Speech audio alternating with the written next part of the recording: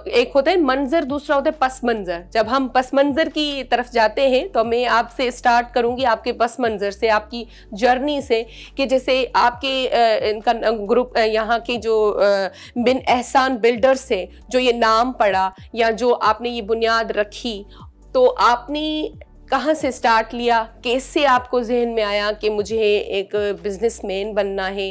حالانکہ اگر دیکھا جائے کہ آپ کے جو فادر تھے وہ بزنس مین نہیں تھے, تو آپ کو یہ آئیڈیا کیسے آیا اور کہاں سے آپ نے سٹارٹ کیا؟ اپنی جرنی سے تھوڑا بتائیے گا. دیکھیں, والد ہمارے رہے سول ایویشن میں, ایئرپورٹ مینیجر رہے, مختلف اسٹیشن پہ رہے. تو جب وہ مختلف اسٹیشن پہ رہے تو وہ ہمارے سے ہمارے بچوں کو انجوائے نہیں کر سکے. اچھا. تو ان کی اور میری والدہ وہ بھی سرکاری ملازم تھی, ہیڈ مسٹریس تھی سرکاری اسکول کی, تو انہوں نے بھی یہی سوچا کہ ہم نا بچوں کو سرکاری میں نہیں ڈالیں گے بلکہ ان کو بزنس میں لے کے آتے. تو ہم نے بہت چھوٹے پیمانے پہ بزنس کا اسٹارٹ کیا. ہم نے مارٹن روڈ میں ایک اسٹیشنری کی دکان سے اسٹارٹ لیا, وہاں سے ہمارا بزنس کا سمجھنے اسٹارٹ ہوا. پھر آہستہ آہستہ گارمنٹس لائن سے پھر ہم نے جو پہلا قدم بلڈر لائن میں رکھا وہ 2003 میں گوادر میں رکھا. اچھا. پہلا پروجیکٹ ہم نے گوادر سی ویو ہاؤسنگ اسکیم کیا, وہاں سے ہم بلڈر لائن میں آئے.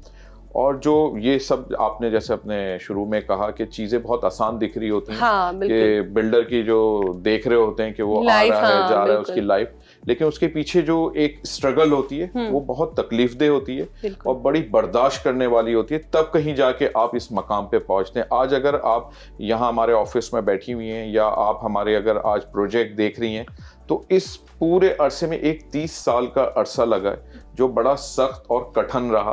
مطلب زمینوں کا دیکھنا, زمینوں کی مشکلات کو دیکھنا, پھر ڈاکومنٹریشن, محکموں کو دیکھنا, پھر جو بہت ساری مختلف آپ کے ملک کے حالات ہیں, شہر کے حالات ہیں, ان کو فیس کرتے ہوئے آپ نے چلنا.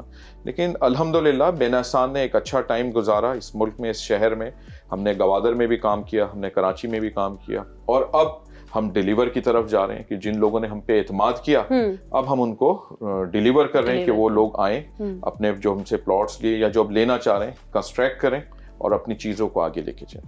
اچھا سر, جیسے آپ نے اپنی یہ چھوٹی سی جرنی ہم سے شیئر کی, اور جیسے آپ نے کہا کہ اس 30 سال میں ظاہر سی باتیں آپ کے سامنے مشکلات بھی آئی ہوں گی, تو جب آپ پہلا قدم, جیسے آپ نے کہا کہ ہم نے گوادر سے اسٹارٹ کیا, تو گوادر سے جب آپ نے اسٹارٹ کیا تو ایک جب ہم پہلا قدم کسی بھی کاروبار کی طرف بڑھاتے ہیں اور اس میں ہمیں جب کامیابی ہوتی ہے تو ایک الگ ہی اس کا مزہ ہوتا ہے, ایک خوشی ہوتی ہے.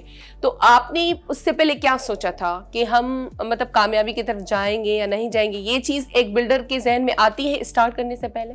دیکھیں, ڈر و خوف زیادہ ہوتا ہے کہ ہم یہ کام شروع کرنے جا رہے ہیں, پتہ نہیں اس کا پس منظر کیا ہوگا, اگر ہم ناکام ہو گئے تو ہم کہاں کھڑے ہوں گے, کامیاب ہو گئے تو پتہ نہیں کہاں ہوں گے. تو یہ ایک ڈر خوف ہوتا ہے. آپ کو ایک رسک لینا ہوتا ہے کسی بھی کاروبار میں یا کسی بھی بزنس مین کو. اگر آپ دیکھ لیں, آپ پورے کراچی میں یا آپ دنیا میں دیکھ لیں, تو انہوں نے کہیں نہ کہیں کوئی رسک لیا ہے. اور جب آپ رسک لیتے ہیں, آپ کی نیت صاف ہوتی ہے, تو اللہ تعالیٰ بھی مدد کرتا ہے. پھر آپ کو 10 چیزیں ملتی ہیں, راستے کھلتے ہیں اور اسٹیپ بائی اسٹیپ آگے بڑھتا ہے. اچھا, بن احسان ابھی کون کون سے نئے پروجیکٹس لایا ہے؟ دیکھیں, ابھی ہم M9 پہ 3 پروجیکٹ کریں, بن احسان گرین سٹی, بن احسان گرین سٹی فیز 1 اور بن احسان گرین ویلی.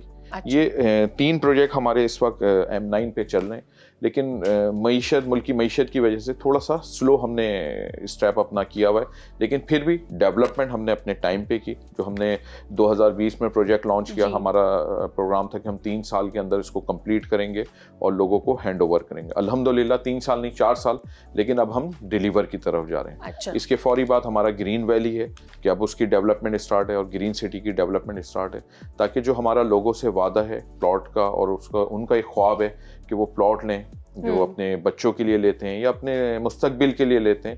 کسی کا خواب ہوتا ہے کہ وہ فارم ہاؤس بنائیں, کسی کا خواب ہوتا ہے کہ وہ بنگلوز بنائیں.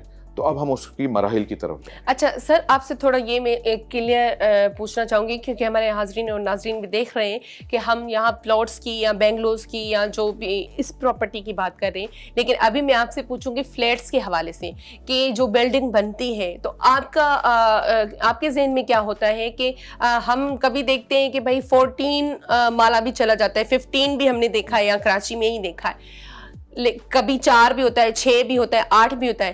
تو آپ جو بھی بلڈنگ بناتے ہیں اس کے فلور کتنے ہوتے ہیں اور جو مٹیریل لگتا ہے اس کو چیک ان بیلنس کون کرتا ہے؟ دیکھیں جیسے ابھی آپ نے کہا 14 یا 15 شہر میں اگر ہم بات کریں تو شہر میں اب گنجائش 4 یا 5 منزلہ کی نہیں ہے، اب ریکوائرمنٹ وہاں 13 سے 14 منزلہ کی ہے، کیونکہ پلاٹ کی جو ورتھ ہے وہ اتنی مہنگی ہو گئی ہے کہ آپ 4-5 فلور میں اس کو کور نہیں کر سکتے، تو اس لیے آپ کو زیادہ اس پہ جانا ہے۔ M9 لوگوں کے لیے ایک اچھا موقع ہے کہ وہ لوگ آئیں، انویسٹمنٹ کریں۔